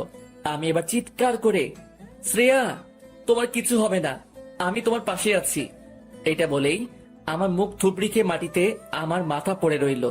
ওদিকে শ্রেয়ার ভাইয়া গাড়ির সিটে চেপে স্টার্ট দিয়েছে এবং আমার দিকে একবার তাকিয়ে একজন ওর দলের ছেলেকে, এই একেও তুলে নিয়ে আয়।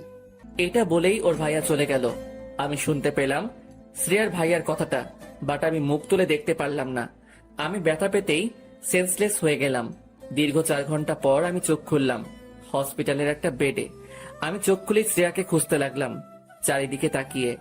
আমি কাউকে আমার সাইডে দেখতে না পাওয়ায় সাইড দিয়ে চলে যাওয়া এক নার্সকে, ম্যাম এদিকে একটু শুনবেন। নার্সটা আমার কাছে এসে, জি বলুন। আমার সাথে আর একজন মেয়ে অ্যাডমিট হয়েছে, কাইন্ডলি বলবেন এখন সে কত নাম্বার বেডে আছে? কিছুক্ষণ বলতে ওই রাত 12টার দিকে অ্যাডমিট হয়েছে, তাই না? জি। Sorry sir, it's private. ওনার বাসার লোক আমাদের এটা বলতে বারণ করে দিয়েছে কাউকে। আমি নার্সটার দিকে তাকিয়ে অনুরোধ করে, প্লিজ ম্যাম আমায় বলুন প্লিজ, আমার দেখা করা জরুরি ওই মেয়েটার সাথে। Sorry sir, it's not possible. এটা শুনতেই আমার দুটো চোখের সাইড দিয়ে পানি বের হতে লাগলো। নার্সটা আমায় এমন অবস্থায় দেখে, আর ইউ ওকে? আমি হালকা হেসে, কিভাবে ওকে থাকবো বলুন, ভালোবাসার মানুষটাকে ছাড়া কি ভালো থাকা যায়? নার্সটা এবার নিজের আঙ্গুল ঘষতে ঘষতে, মানে যে অ্যাডমিট হয়েছে আপনি তার লাভার? জি ম্যাম, প্লিজ ম্যাম একটা বার দেখতে চাই। বাট আমরা তো বলতে পারবো না। প্লিজ ম্যাম, আপনি যদি কখনো কাউকে ভালোবেসে থাকেন তো এর পেনটা আপনি শিওর ফিল করবেন। নার্সটা এবার মাথা নিচু করে আমার দিকে তাকালো। ওকে, বাট এটা যদি জানাজানি হয় তাহলে আমার জীবন পর্যন্ত যেতে পারে। শুনেছি নাকি ওই মেয়েকে যে নিয়ে এসেছিল সে বড় এক মাস্তান মাফিয়া। ম্যাম আই প্রমিস, আপনি আর আমি ছাড়া এই কথাটা কেউ জানবে না। Okay, room number 22। Okay ma'am, thanks. নার্সটা আর কোনো কথা না বলে চলে গেল। আমি এবার নিচে নামতে যাব, ঠিক তখনই আমার পায়ে ব্যথা অনুভব করলাম এবং বুঝলাম আমার দুটো পায়ে ব্যান্ডেজ করা আছে। আমি চাইলেও যেতে পারবো না। আমি আবারও বালিশে মাথা রেখে শুয়ে পড়লাম আর ভাবতে লাগলাম কেন আমি শ্রেয়াকে বিপদের মুখে ঠেলে দিলাম। আমি রাতে ওকে নিয়ে যদি না বের হতাম তাহলে আজও এই বিপদের সম্মুখীন হতো না। কেন আমি বের হলাম? আমি দোষী, আমি দোষী। হ্যাঁ হ্যাঁ হ্যাঁ, অব্র তুই দোষী, অনেক বড় দোষী। আমি পকেট থেকে মোবাইলটা বের করলাম এই ভেবে যদি শ্রেয়ার ফ্রেন্ড মিতু ওর সাথে থাকে, কারণ ফিমেল ওয়ার্ডে কোনো মেল সাথে থাকা অ্যালাউ করে না। তাই আমি ফোনটা বের করে মিতুর নাম্বারে কল দিলাম। ও লুকিয়ে কলটা রিসিভ করে চুপি চুপি। হ্যাঁ বলো। আমি নিজেকে আর শান্ত না রাখতে পেরে, মিতু, শ্রেয়া কেমন আছে? মিতু কান্নার আওয়াজ নিয়ে, ভালো নেই, সিরিয়াস অবস্থা। ও আচ্ছা, তুমি কি ওর কাছেই আছো? হ্যাঁ। একবার ভিডিওটা অন করবা প্লিজ। ওকে। মিতু এবার ভিডিওটা অন করলো আর আমার দু চোখ ভেজা দেখে, এই কান্না করছো কেন? কি করব বলো, আমার জন্য তোমার ফ্রেন্ডের আজ এই অবস্থা, সবটার মূল দায়ী আমি। মিতু এবার আমার দিকে তাকিয়ে, অফ্র, আমি জানি তুমি শ্রেয়াকে কতখানি ভালোবাসো। ও আমি সবটা খুলে বলেছিল। এখন যদি তুমি ভেঙে পড়ো তাহলে কিভাবে চলবে বলো? আমি চোখের পানি মুছে, মিতু একবার ব্যাক ক্যামেরাটা অন করে শ্রেয়াকে দেখাবে প্লিজ। মিতু আমার কথা মতো ব্যাক ক্যামেরা অন করতেই আমার চোখে আবারও পানি চলে এলো। মেয়েটার মুখে অক্সিজেন মাস্ক, একটা কাঁচের ঘরে আছে, মানে আইসিইউতে। মেয়েটার দিকে আমি তাকাতে পারছি না একদম, তাকালেই কেমন নিজেকে বড্ড দোষী মনে হচ্ছে। আমি মাথাটা উপরে রেখে একটা লম্বা শ্বাস নিয়ে কপালে হাত দিলাম। বুঝলাম কপালে ঘাম জমে এসেছে আর আমি কাঁপতে কাঁপতে চুপি চুপি, খুব ভালোবাসি তোমায় পাগলি, তোমায়, মন চাইছে একটাবার তোমার কোলে মাথা রেখে অনেক অনেক অনেক কান্না করি। তোমার আমার ভালোবাসার সফলতা তো তোমার মাঝেই আছে। তোমার নামেই এখন আমার প্রতিটা হার্টবিট চলছে। বিশ্বাস করো শ্রেয়া, আমি তোমায় ছেড়ে একা একা আর থাকতে পারছি না। প্লিজ, তোমায় আমি কাছে পেতে চাই। I love you Shreya. I want touch your hearts and your any happiness, your any feelings. Love you Shreya, really love you Shreya. আমি ঠোঁটের উপর ঠোঁট রেখে কষ্ট চেপে, আচ্ছা মিতু, এখন রাখি, পরে কল দেব। ওকে, বাট তুমি কোথায়, কোন রুমে আছো? আমি 57 নাম্বার রুমে আছি। ও ওকে। এই অফ্র, শ্রেয়ার ভাই আসছে, রাখো রাখো। এটা বলে ফোনটা কেটে দিল। আমি ফোনটা সাইডে রেখে দুহাত দিয়ে বেড কভারটা খামচে ধরে ঠোঁটে ঠোঁট চেপে নীরবে আবারও কান্না করতে লাগলাম। বুকটা হাহাকার করে উঠছে বারে বার শ্রেয়ার জন্য। প্লিজ শ্রেয়া, তুমি আমায় ছেড়ে কোথাও যেও না। হে উপরওয়ালা, আমার শ্রেয়ার যেন কিছু না হয়। আমি থাকতে পারবো না কিছুতেই ওকে ছাড়া। আমি কান্না করতে করতে একসময় হাঁপিয়ে পড়লাম এবং ভোর 5টার দিকে ঘুমিয়ে পড়লাম। আমার ক্লান্ত শরীরে প্রাণ এলো সকাল 11টার দিকে, মানে ঘুম ভাঙলো। আমি দুহাত দিয়ে উঠে বসলাম। দেখি সাইডে আয়া বসে আছে। আমাকে ঘুম থেকে উঠতে দেখেই আমার দিকে মাজন বাড়িয়ে দিল। আমি আয়াটাকে ওয়েট ম্যাম এটা বলে ফোনটা হাতে নিয়ে মিতুকে কল দিলাম, বাট ফোনটা রিসিভ করছে না। আমার মনকে শত প্রশ্ন ঘিরে ধরলো। মিতু কল রিসিভ করছে না কেন? কি হয়েছে? শ্রেয়ার কি সিরিয়াস অবস্থা নাকি? শ্রেয়ার ভাইয়ের সাইডে আছে নাকি অন্য কিছু? না না, শ্রেয়ার কিছুই হতে পারে না। আমি বুকের বাম সাইডে হাত রেখে আল্লাহকে ডেকে নিজেকে শান্ত করলাম। আমি মাজন নিয়ে মুখ ধুয়ে এবার কিছু খাবো, তখনই আমার রুমের ওপাশে রাস্তা দিয়ে কারা যেন একটা স্ট্রেচার গড়িয়ে গড়িয়ে নিয়ে যাচ্ছে আর কান্না করছে শুনতে পেলাম। আর একজন খুব গম্ভীর হয়ে, ছাড়বো না ছাড়বো না। কেন তুই ছেড়ে চলে গেলি? আমায় ছেড়ে আমি কি নিয়ে থাকবো? আমি কার জন্য নতুন নতুন গিফট কিনবো? কে আমার কাছে এখন আবদার করবে? ফিরে আয়, তুই ফিরে আয়। এসব কথা শুনে আমার বুকটা কেঁপে উঠল। গলার ভয়েসটা যেন আমার খুব চেনা। আমি ভয়ে কাঁপতে কাঁপতে আয়াকে, ম্যাম, কে মরেছে? আয়াটা এবার ডিমের খোসা ছাড়াতে ছাড়াতে, কি জানি কে মরেছে, তবে শুনলাম আজ ভোরের দিকে কাল একজন অ্যাডমিট হওয়া মেয়ে মারা গেছে। সাথে সাথে আমার হাতে থাকা খাবারের প্লেটটা পড়ে গেল।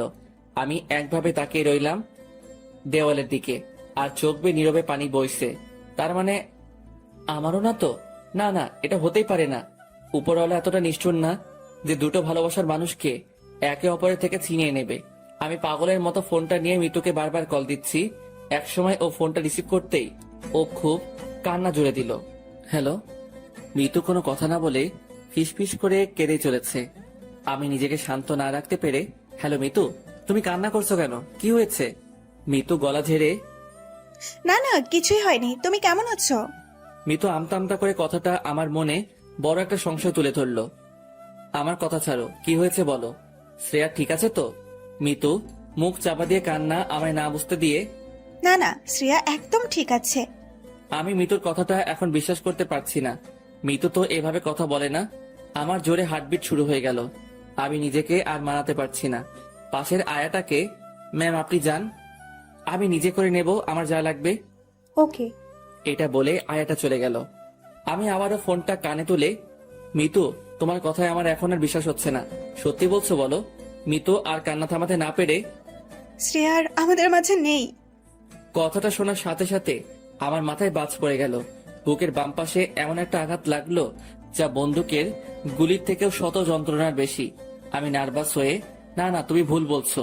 মিতু আরো কান্না করতে করতে, আমি সবটা ঠিকই বলছি, শ্রেয়া আমাদের মাঝে আর নেই।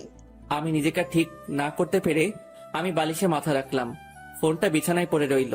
কষ্টে বুকটা ফেটে যাচ্ছে আমার। এখন মনে হচ্ছে সবটার জন্য দায়ী শুধুমাত্র আমি। কেন আমি করতে গেলাম এমনটা? আমি বেডের মাথার দিকে রডটা চেপে ধরলাম এবং নিজের উপর রাগে সাপের মতো ফোঁসফোঁস করতে লাগলাম। নিজের চুলগুলো ধরে ইচ্ছে মতো টানতে লাগলাম। পুরাই আমি পাগলের মতো হয়ে গেছি এখন। মন থেকে বারে বার এই কথাটাই আসছে, অভ্র তুই একটা খুনি। নিজের ভালোবাসার মানুষকে তুই নিজেই মেরে ফেললি। আমি চোখ বন্ধ করতেই আমার দু চোখ থেকে ঝরঝর করে বৃষ্টির মতো পানি পড়তে লাগলো। গোটা শরীরটার এখন উপর নিজেরই ঘৃণা হচ্ছে। কেন আমি শ্রেয়াকে নিয়ে বাইরে বের হলাম? কেন কেন কেন? কি দোষ করেছিল?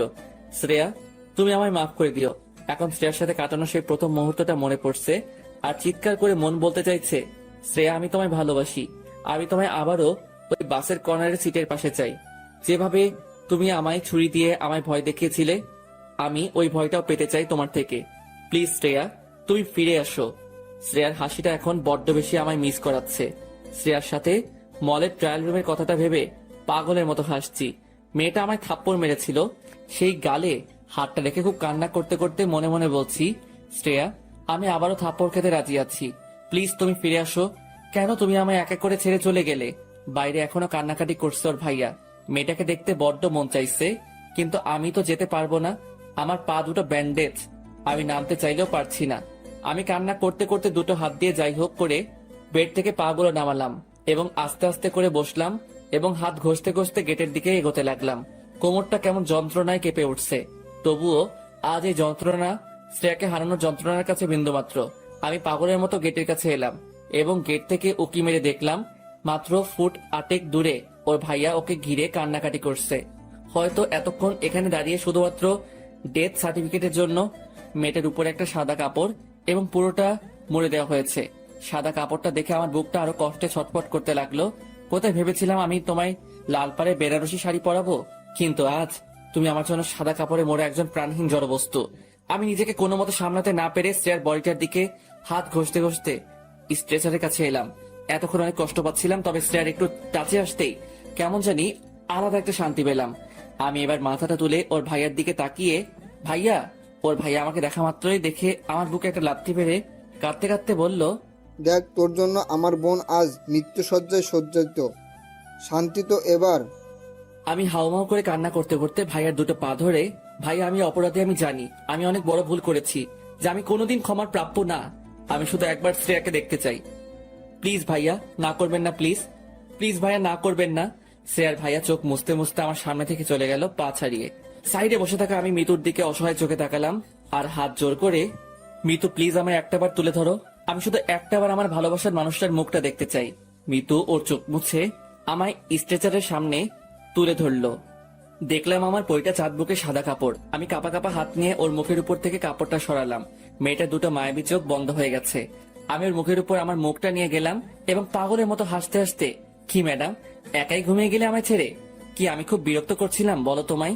এই প্রতিদিন কলেজে এসে তোমার পাশে থেকে তোমার সাথে নানা রকম ফাইজলামি করে তোমায় রাগানো, তোমায় জেলাস ফিল করানো। কি ম্যাম, আমি এখন তামিমের বাসায় গেলে তোমার আর বাসে বিরক্ত করব না? তোমার সাথে মলে গিয়ে ট্রায়াল রুমে ওরকম ফাইজলামিও করব না? আচ্ছা ম্যাম, তুমিও আমায় খুব ভালোবাসতে, বলনি কেন? আরে আমিও তো বাসতাম, তাহলে আমিও কেন বলনি? এই এই এই আমার লক্ষ্মীরা, রাগ করো না, দোষ দিচ্ছি না তোমায়। জানো তো, তোমায় রাগলে ঠিক আমার প্রিয় লজ্জাপতি বউটার মতো লাগে। আরে অন্য কেউ না, তোমাকেই বলছি। একটু হেসে বলো না, অব্র তোমায় ভালোবাসি, চলো না আজ একটু পার্কে যাই এবং দুজন দুজনের সাথে মনের কথাগুলো শেয়ার করি। কি ম্যাম, ভাবছো আমি তোমায় সুখী রাখতে পারতাম কিনা? অবশ্যই রাখতে পারতাম ম্যাম। তোমায় 5 টাকার একটা টিপ পাতা আর 10 টাকার একটা কাজল এনে তোমায় পরিয়ে দিয়ে খুব সুখী রাখতাম। এই যে ম্যাম, আমার সাথে আমার শহরের প্রতিটা গলি ঘুরবে। আরে না না, অন্যদের মতো বাইক কিংবা গাড়িতে না, আমি অন্যদের থেকে আলাদাভাবে ঘুরবো। তুমি আমার হাতটা জোর করে চেপে ধরবে এবং আমি তোমার দিকে তাকিয়ে বলবো, এভাবে হাতটা শক্ত করে ধরে রেখো প্রিয়সিনী। তুমি যখন লজ্জায় চোখের পলক ফেলে বলবে, ঢং, আমিও হালকা এসে তোমার চোখে চোখ রেখে বলবো, ভালোবাসি যে তোমায় খুব। বলছি ম্যাম, আর কত ঘুমাবা? ওঠো না, চলো না আমাদের স্বপ্নগুলো পূরণ করি। এই পাগলি, ওঠো, আর কত ঘুমাবা? ওই তুই উঠবা তো নাকি? এসব কথাগুলো পাগলের মতো শ্রেয়ার মুখের সামনে মুখে তুলে বলছি, আর আমার গাল বেয়ে আসা প্রতিটা চোখের পানির বিন্দুকণা তোমার নাকটার উপরে পড়ছে। মেয়েটাকে দেখে মনে হচ্ছে না যে আমায় ছেড়ে চলে গেছে, এখন আমার কাছেই কাছে। আমি এবার আমার মুখটা ওর কানের কাছে নিয়ে গিয়ে, খুব ভালোবাসি তোমায়, এটা বলার সাথেই আমায় কে যেন একজন এসে ধরলো এবং আমার পেটের কাছে কি যেন একটা রাখলো। আমি এসব কোনো কেয়ার না করে পাগলের মতো শ্রেয়ার কানের কাছে বিড়বিড় করতে থাকলাম। হঠাৎ বুঝলাম আমার পেটের কাছে কে যেন বারে বারে গুলি ফায়ার করছে। আমি পিছনে তাকিয়ে দেখতেই দেখতে পেলাম শ্রেয়ার ভাইয়া। আমি চোখ দুটো বড় বড় করে শ্রেয়ার ভাইয়ার দিকে তাকিয়ে হাসলাম এবং ঠোঁটের উপর ঠোঁট চেপে ধন্যবাদ জীবন্ত লাশটাকে মৃত লাশে পরিণত করার জন্য। শ্রেয়ার ভাইয়া রাগে ঘৃণায় আমার দুটো পায়ে আবারও লাথি মেরে আমায় হাঁটু মুড়ে বসিয়ে দিল এবং আমার চুলের মুড়িটা ধরে আমার মুখের ভেতর পিস্তলের নলটা ঢুকালো। আমি চারদিকে তাকিয়ে দেখলাম প্রচুর মানুষ আমাদেরকে দেখছে, তবে আমায় আটকালেও আমি আজ নিজেকে আটকাতে দেব না। আজ নিজেকে মনে হচ্ছে আমি পরিবারের একজন অবাধ্য ছেলে ছিলাম। এত বড় দোষ নিয়ে আমি জীবনে কখনো এগোতে পারতাম না। দলের লোকগুলো চারিদিকে বন্দুক হাতে নিয়ে দাঁড়িয়ে আছে। এদিকে শ্রেয়ার ভাইয়া চোখে পানি রেখে কাঁপতে কাঁপতে আমার দিকে তাকালো আর বলল, আমার প্রাণ নিয়ে খেলি, কিন্তু তুই আমার প্রাণটা আজ কেড়ে নিলি। এটা বলেই পিস্তলের ট্রিগারে আঙুল দিল। আমি মাথা নিচু করে মনে মনে, আব্বু ভাইয়া তোদের সাথে আর দেখা হলো না, হয়তো আবার হবে আমার লাশের সাথে তোদের দেখা। প্লিজ তোরা আমায় ভুল বুঝিস না, আমায় মাফ করে দিস। ভাই আব্বুর খেয়াল রাখিস। আমাদেরকে ছোট থেকে একজন আম্মু আব্বু দুজনেরই ভালোবাসা দিয়ে বড় করেছে। আমি পারলাম না তোদের সাথে আর থাকতে। আমি এখন পুরাই কাঁদছি আর খুব হাঁপাচ্ছি। আচমকা শ্রেয়ার ভাইয়া চিৎকার করে আমার মুখের ভেতরেই বারে বার গুলি চালাতে লাগলো। আমার মাথার পিছনে খুলি ছেদ করে প্রত্যেকটা গুলি রকেটের বেগে বাইর হয়ে গেল। আমি এবার মাথা নিচু করে ফেলতেই শ্রেয়ার ভাইয়া আমায় ছেড়ে দিল। আমি কাঁপতে লাগলাম প্রচুর, এবং কখন যাই মারা গেছি বুঝতেই পারিনি। আমি আমার লাশ থেকে আমার আত্মা নিয়ে উঠে দাঁড়ালাম। দেখি আমার লাশটা পড়ে আছে রক্তাক্ত হয়ে। আমি শুতে চাইলেও শুতে পারছি না। আমি শ্রেয়ার লাশটার দিকে তাকাতেই দেখি, আরে শ্রেয়াও তো পাশে দাঁড়িয়ে। আমি পাগলের মতো দৌড়ে ওর দিকে এগোলাম ওকে জড়িয়ে ধরার জন্য, বাট আমি ওকে জড়িয়ে ধরতে পারছি না। ওকে আমি টাচই করতে পারছি না। আমি বিষণ্ণ হয়ে ওর সামনে দাঁড়িয়ে রইলাম। আর এটা দেখে শ্রেয়া হাসতে হাসতে, কি লেখক সাহেব, ভালোবাসা কি শুধুমাত্র স্পর্শেই হয়? কখনো তো অনুভবেও হয়। কত গল্পে ভালোবাসা স্পর্শে প্রকাশ করবেন, অন্তত এই গল্পে তোমার আমার ভালোবাসা অনুভবেই থাকুক। আমি মাথা তুলে শ্রেয়ার মায়াবী মুখটার দিকে তাকালাম আর হেসে, হ্যাঁ প্রিয়সিনী, স্পর্শে ভালোবাসা তো সকলে ভালোবাসতে পারে। আমরা না হয় অনুভবেই বাসি। আকাশ তো একটাই, তাকে তো স্পর্শ করতে পারি না। তবুও তোমার আমার মতো লক্ষ লক্ষ মানুষ ওই দূরে সাদামাটা নীল আকাশটাকে এত বেশি ভালোবাসে। জি লেখক সাহেব, আমাদের কাহিনীটা তোমার ডায়েরিতে তুলে রাখো। হয়তো পুরাতন হয়ে গেলে সেই ডায়েরির পাতায় ভাঁজ থাকবে, তবুও কখনো মুছে তো যাবে না। ওই দেখো, তুমি আর আমি কেমন শান্তি হয়ে ঘুমাচ্ছি। চলো, এই ঘুমের মধ্যেই আমরা আমাদের স্বপ্নগুলো পূরণ করে আসি। আচ্ছা চলো।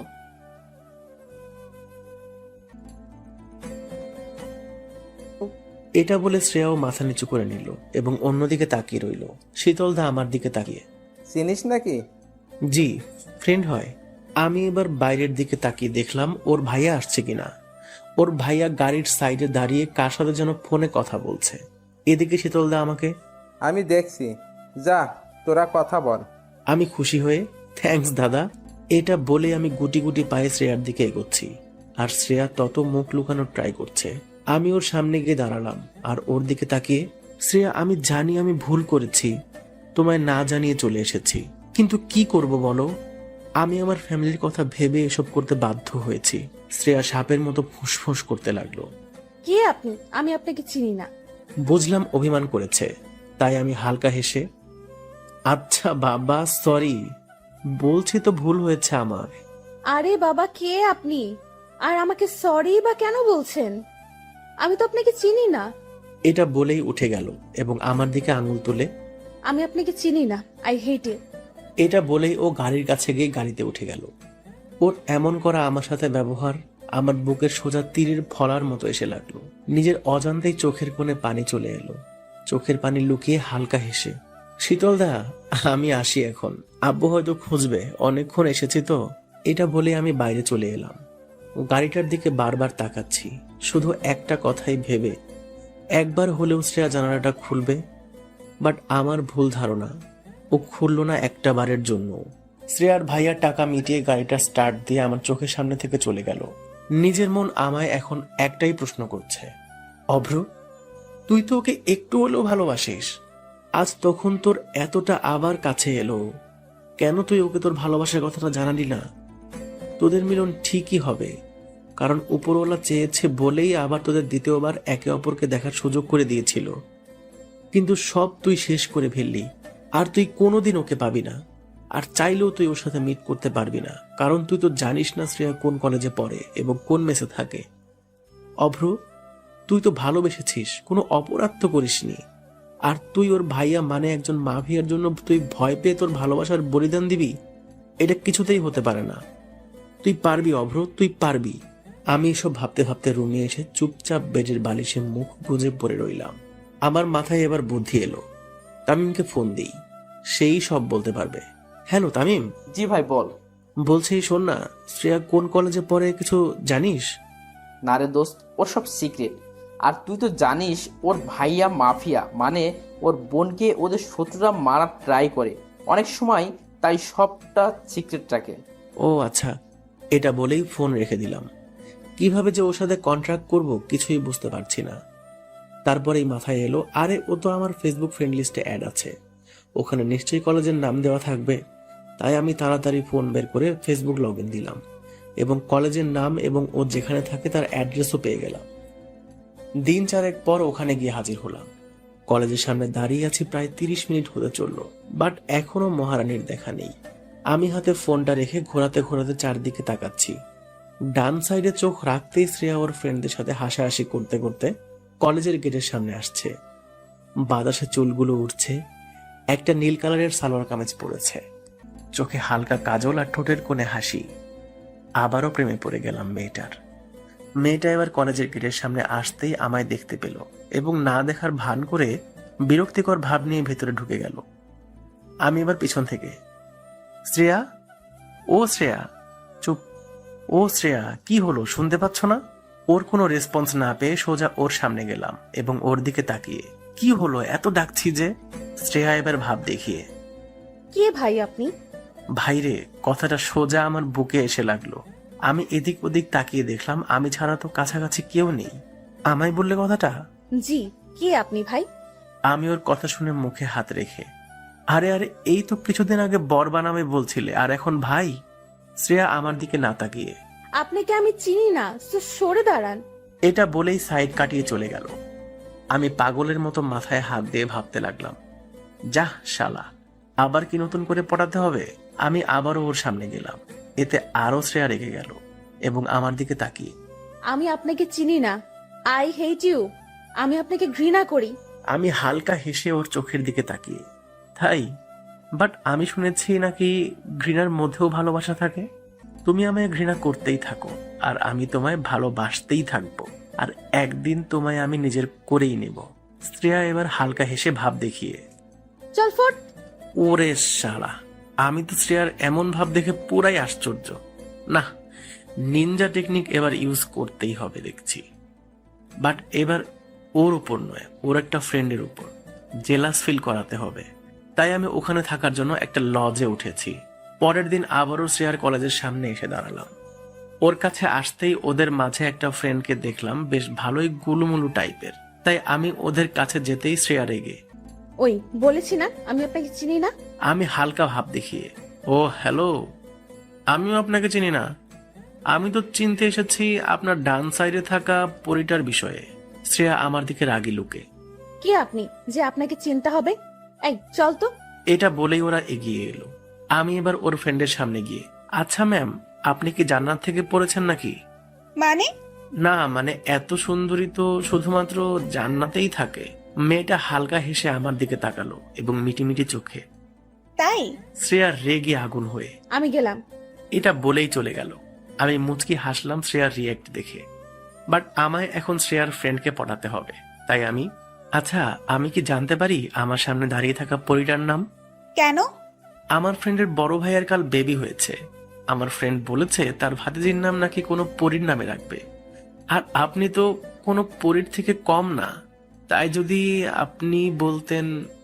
মেয়েটা আমার দিকে তাকিয়ে, আমার নাম মিতু। হাউ সুইট, আপনার নামের মতো আপনিও অনেক সুইট। বাসায় সুগার শেষ হলে আপনাকে নিয়ে যাব, আপনি হালকা হেসে দেবেন, ব্যাস আমার বাসায় কখনো সুগারের অভাব হবে না। মেয়েটা মুখে হাত দিয়ে আমার দিকে তাকালো এবং হাসতে হাসতে আমি আবারও, এই শোনো না, কি? আপনার ঠোঁটের হাসিটা একটু সামনে রাখেন। কেন? না মানে আপনার হাসিতে এতটাই মায়া আছে যা সব ছেলেদের পাগল বানিয়ে ছাড়বে। ভাইরে, মেয়ে আমার দিকে তাকিয়ে হেসেই যাচ্ছে এবার, আর ওদিকে দূর থেকে শ্রেয়া আমাদের নোটিস করছে। মিতু শ্রেয়ার কাছে যেতেই বুঝলাম শ্রেয়া ওকে ভীষণভাবে বকাবকি করছে। আমি তো শুধু এবার শ্রেয়াকে জ্বালাবো, আমায় চেনে না বলে কিনা, চিনিয়েই ছাড়বো। আমি এবার দাঁড়িয়ে দাঁড়িয়ে ওদের মজা দেখছি। আমার দিকে শ্রেয়া তাকিয়ে আমার দিকে রেগে গট গট করে এগিয়ে এলো আর আমার সামনে দাঁড়িয়ে হাত গুটিয়ে, এগুলো কি হচ্ছে শুনি?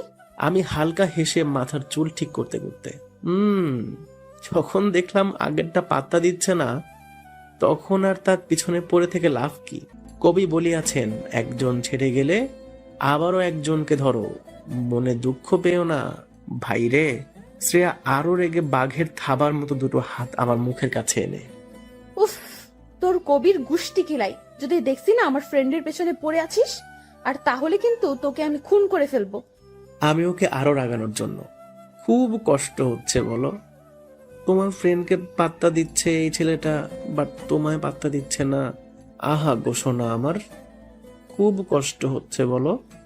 ভাই রে, শ্রেয়া এখন পুরাই আগুন। অভ্র পালাতই, নইলে তোর আজ খবর আছে। আমি আবারও দুষ্টুমি করে, তুমি হলে আমার বেহুলা, জানি এখনো তুমি আমায় বাসো ভালা, তবে কেন করো এত ছলনা? ওহে বলো না প্রিয় ললনা, এটা বলেই দৌড় দিলাম। আর ওদিকে শ্রেয়া রাগে একটা স্যান্ডেল ছুঁড়ে, তা হারামি তোর কবি হওয়া, কাল থেকে যদি আশেপাশে দেখছি আমি কি করতে পারি। কেন গো, কিস করবা বুঝি? শ্রেয়া এবার রেগে মাটিতে লাথি মারছে। আমি এবার মিতুর দিকে তাকিয়ে হাত তুলে, বাই পরি। শ্রেয়া আবারও রেগে আমায় কিছু না বলে সোজা মিতুর কাছে গেল এবং মিতুকে নিয়ে ভেতরে চলে গেল। আমি এখনো দাঁড়িয়ে আছি, আর যেখানে থাকি ওখানে গিয়ে করবোটা কি? আমি তো একা। সো ওখানে বোর হওয়ার থেকে কলেজের সাইডে একটা কফি শপ আছে, সেখানে গিয়ে বসি। কফি শপে দীর্ঘ 1 ঘন্টা বসে আছি। আমি মোবাইল টিপছি ঘাড় নিচু করে। সামনে তাকাতেই দেখি, আরে মিতু আর শ্রেয়া কখন এলো? এরা দুজন একে অপরের সাথে গল্প করছে। মিতু আমার দিকে মুখ করে বসেছে। আমি এবার হাত তুলে, আরে হাই, এখানে কখন এলেন? শ্রেয়া পিছনে ফিরে আমাকে দেখতেই ও উঠে মিতুর হাত ধরে, আইনি তো চল, ফালতু ছেলে একটা, মেয়ে দেখলে শুধু গায়ে পড়ার ধান্দা। আমি শ্রেয়ার কথায় পাত্তা না দিয়ে মিতুর দিকে তাকিয়ে, এই যে মিস, কোল্ড কফি নাকি হট কফি? জানি এত সুন্দরী মেয়ের কোল্ড কফির থেকে হট কফিটাই ফেভারিট। মিতু আমার দিকে তাকিয়ে হালকা হেসে মুখ বাঁকিয়ে, ওহ না, আমার কোল্ড কফি। এই রে শালা, মেয়ে পটাতে গিয়ে উল্টাপাল্টা বলে ফেলেছি। যাই হোক, একে ঠিক আমার লাইনে নিয়ে আসতেই হবে। শ্রেয়া রেগে ওকে টেনে নিয়ে বাইরে চলে গেল। আমি ওদের সাথে বাইরে গেলাম।